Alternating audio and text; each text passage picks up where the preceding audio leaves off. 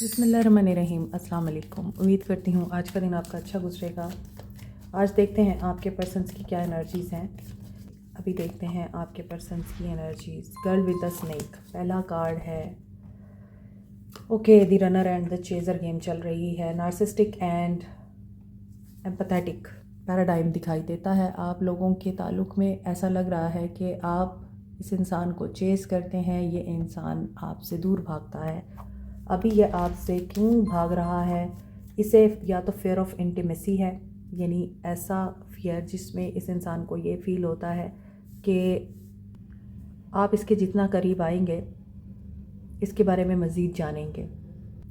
दूसरी तरफ ये भी हो सकता है कि आप लोगों को इस इंसान पे ट्रस्ट नहीं है। इस इंसान ने आपसे कोई ऐसी डिमांड की है जो आपके लिए पूरा करना पॉसिबल नहीं है। फियर ऑफ इंटीमेसी हो सकता है और आपने कोई कंडीशंस लगाई हैं, इसीलिए ये इंसान अब आपको इग्नोर कर रहा है।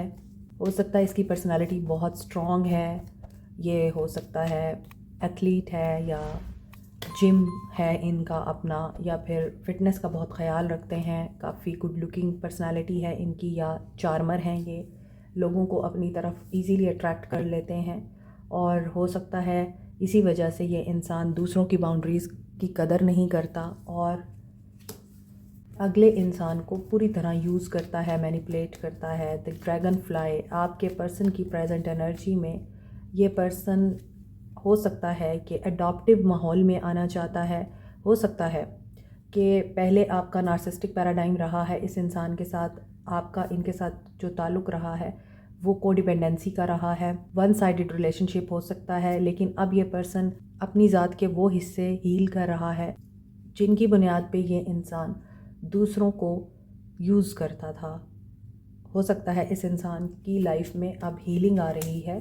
और गर्ल टॉक, आप लोग खुद भी इस एनर्जी से निकल के इस एनर्जी में आ चुके हैं। यहाँ एक लड़की है जो कि जगह जगह से वुंडेड है। ऐसे लगता है कि बस हर जगह से उस इंसान ने आपको इतना थका दिया, इतना ज़ख्मी कर दिया कि आप लोगों ने फिर ख़ुद पे फोकस किया, मूव ऑन किया।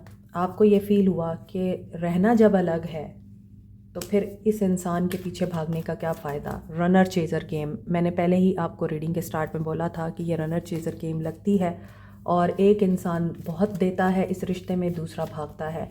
सो आपने किस चीज़ को चेज़ किया? आप इस इंसान को तो चेज़ नहीं कर रहे। अगर ये इंसान आपकी ज़िंदगी से गया है तो आपने अपने आप को वर्दी इनफ समझा है, वैल्यूएबल समझा है। आपने इस चीज़ को अंडरस्टैंड किया है कि आप ख़ुद अपनी ज़िंदगी की खुशियों के ज़िम्मेदार हैं।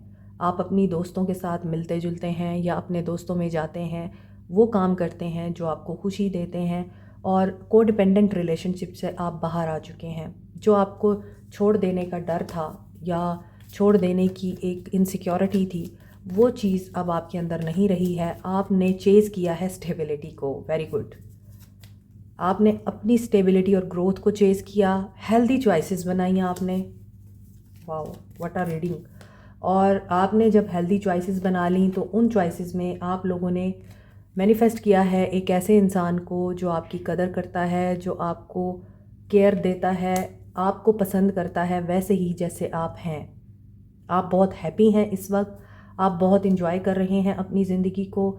मे बी आप एवर लास्टिंग लव में हैं इस वक्त, लेकिन वो ये इंसान नहीं है जो आपको छोड़ के गया था। ये वो इंसान है जिसने आपको बताया है कि आपकी क्या वैल्यू है, आप कौन हैं, जो आपको पसंद करता है वैसे ही जैसे आप हैं। मैंने आपको बोला है। सो आप लोग आगे बढ़ गए हैं। ये इंसान अब आपसे रन नहीं कर रहा, आपको चेज़ कर रहा है। दैट्स वाई ये पर्सन यहाँ अडॉप्टिव माहौल बना रहा है ताकि आप लोगों को अपना पॉइंट ऑफ व्यू समझा सके।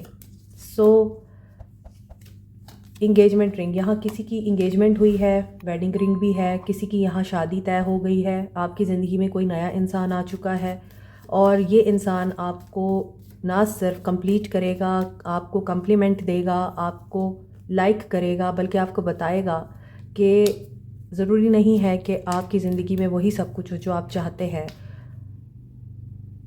अल्लाह कहता है मैं वो जानता हूँ जो तुम नहीं जानते। तो आप लोगों के लिए हो सकता है कि ये इंसान बहुत बेहतर है, आप लोग इस इंसान के साथ ज़िंदगी को जिएंगे, मगर वो इंसान जो आपको छोड़ चुका है, जा चुका है, उसके साथ आपका फ्यूचर नहीं है।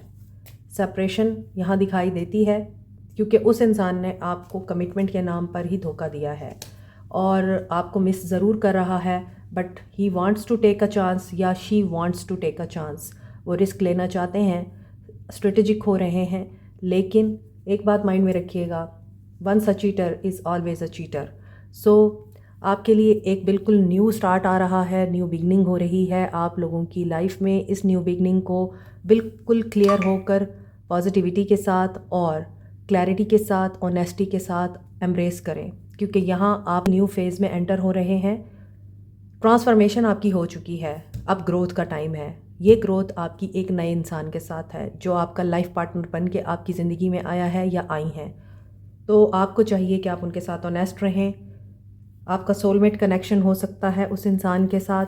यिन एंड यांग ये बैलेंस करेंगे आपके अंदर, और आपकी पार्टनरशिप इस इंसान के साथ ऐसी हो सकती है कि आप भूल जाएंगे कि कभी किसी ज़माने में आपको धोखा भी मिला था। Beautiful energies, some time we have to move on in order to find ourselves. इस इंसान के साथ ऐसी हो सकती है कि आप भूल जाएंगे कि कभी किसी ज़माने में आपको धोखा भी मिला था। Beautiful energies, some time we have to move on. इसे गौर से सुनिएगा। हर उस इंसान के लिए ये मैसेज है जो अब अपनी ज़िंदगी का एक नया सफ़र स्टार्ट कर रहा है, एक नया फेज स्टार्ट कर रहा है, नई ज़िंदगी शुरू कर रहा है किसी और के साथ। I would not mind struggling with you, but I would not struggle because of you. Good luck.